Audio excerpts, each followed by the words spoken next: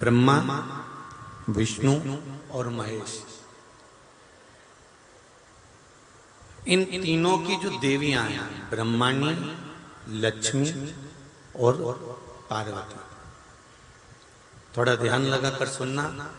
हरतालिका तीज शिव महापुराण की कथा ही नहीं, आप जो तीज करते हो, हरियाली करो चाहे सातुड़ी करो, उस तीज की महत्वता क्या है, इस हिंगोली की शिव महापुराण की कथा में अपने को समझना है कि उसकी मूल तत्वता, उसकी महत्वता है क्या, उसका महत्व क्या है।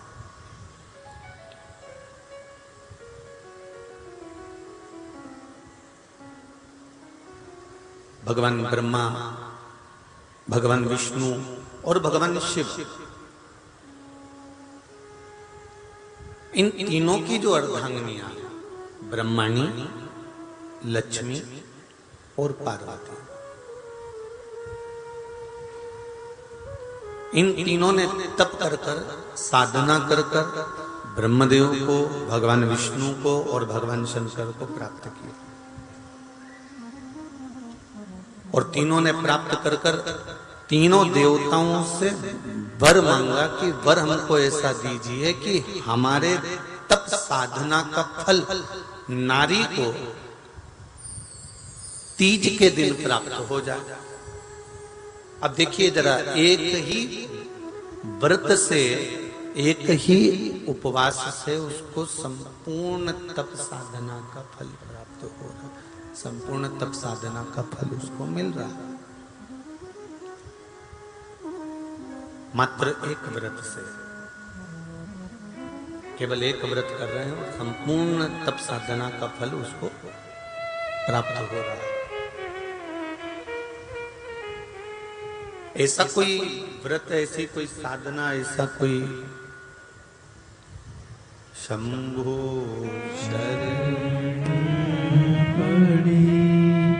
मांगो घड़ी रे घड़ी दुख काटो, दया करी मैं दर्शन आपो, शंभो शरण घड़ी मांगो घड़ी रे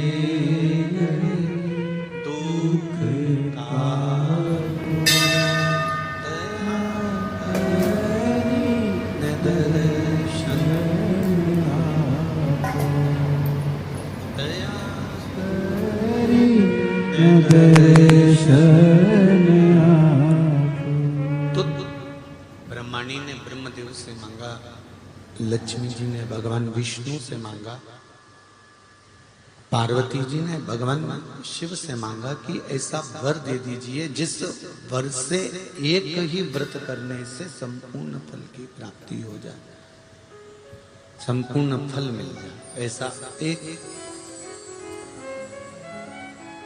व्रत का फल दे दीजिए, मात्र एक व्रत का।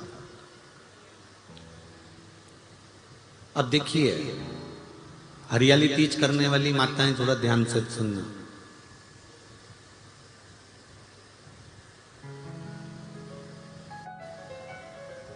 हरियाली तीज जब माताएं करती हैं तो एक हरियाली तीज, एक गणगौर की तीज,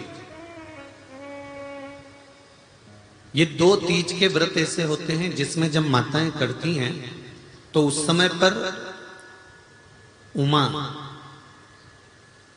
ब्रह्माणी और लक्ष्मी, इन तीनों की आराधना का फल उसको केवल एक व्रत से प्राप्त हो जाता। अब देखिए दूसरा, सातुड़ी तीज।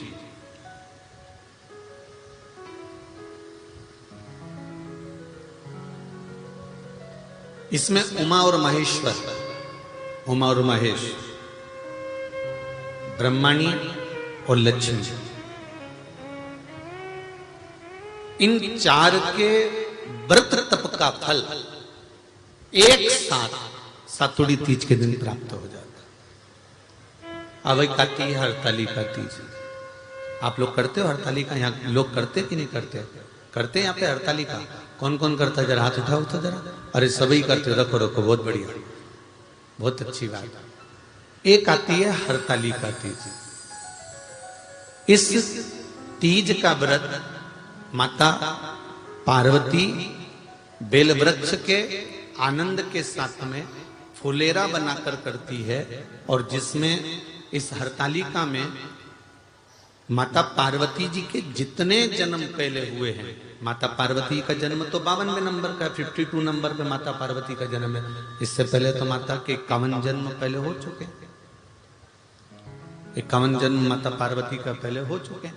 तो वो जितने जन्म माता पार्वती पूर्व में ले चुकी हैं, ब्रह्माणी जितनी बार ब्रह्मदेव के साथ में विराजमान हो चुकी हैं, इंद्राणी जितनी बार इंद्र के साथ विराजमान हो चुकी हैं, और लक्ष्मी चाहे वो राधा के रूप में हो, चाहे वो रुक्मणी के रूप में हो, चाहे वो सतभामा के रूप में हो, चाहे वो यमुना के रूप में हो, चाहे वो गंगा के रूप में हो, जितनी बार माता लक्ष्मी ने रूप धारण करे हैं वो सब रूप में,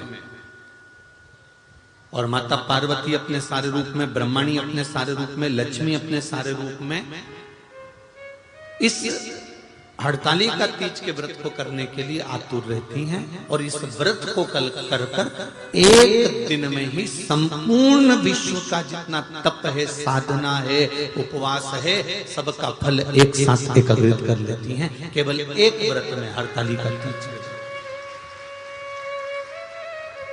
अब एक बात ध्यान से सुनिएगा, सारे व्रत आपका अगर स्वास्थ्य खराब हो गया तो आप व्रत छोड़ सकते हो। जितने भी व्रत आप लोग कर रहे हैं पूर्व के, सोमवार, मंगलवार, एकादशी, छठ, पंचमी, चतुर्थी, अगर आपका स्वास्थ्य खराब है तो आप उस व्रत को छोड़ सकते हो, सारे व्रत को छोड़ सकते हो। पर तीज का जो व्रत होता है, हरतालिका जो व्रत होता है, ये व्रत एक बार लेने के बाद जब प्राण छूटते हैं तभी ये व्रत समाप्त होता है, अन्यथा बीच में ये व्रत समाप्त नहीं।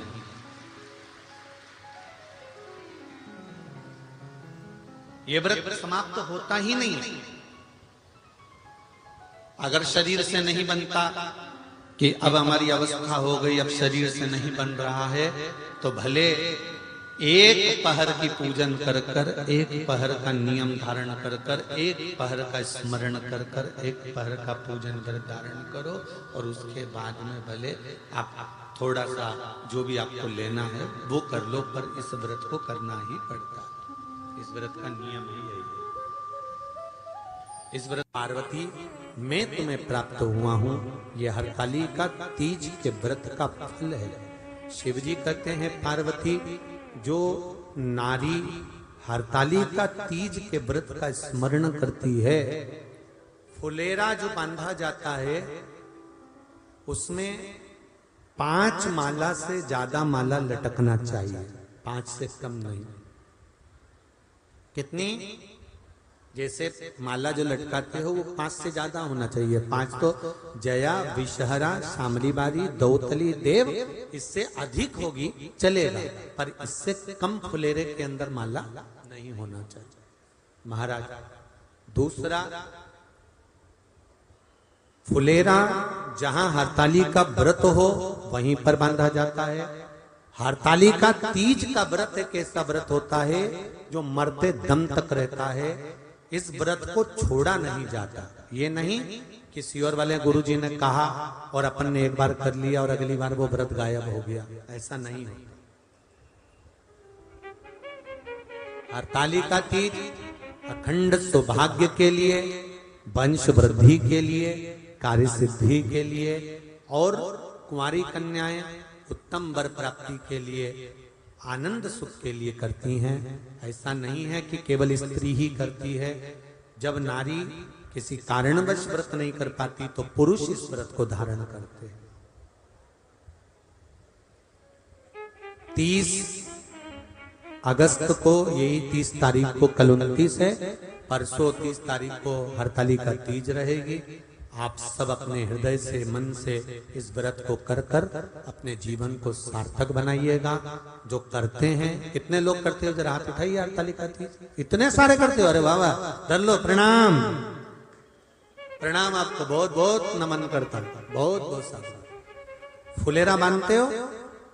नहीं, अब की बात बांधना।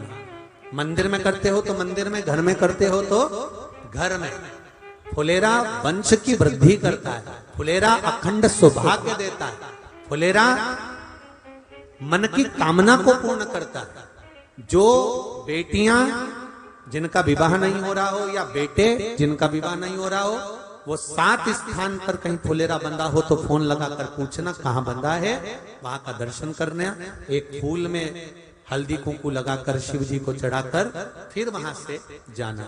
7 स्थान के फुलेरे का दर्शन अवश्य करिएगा। जो व्रत नहीं करते हैं उनसे निवेदन है, कहीं हरतालिका हो रही हो तो वहां बैठकर अगर भजन हो रहे हो तो थोड़ी देर भजन गाने चले जाना। अपने मोहल्ले में, कॉलोनी में, सोसाइटी में कहीं हरतालिका तीज का व्रत हो रहा हो तो 2-4 मिनट जाकर दर्शन जरूर करना, जिससे भोलेनाथ आपका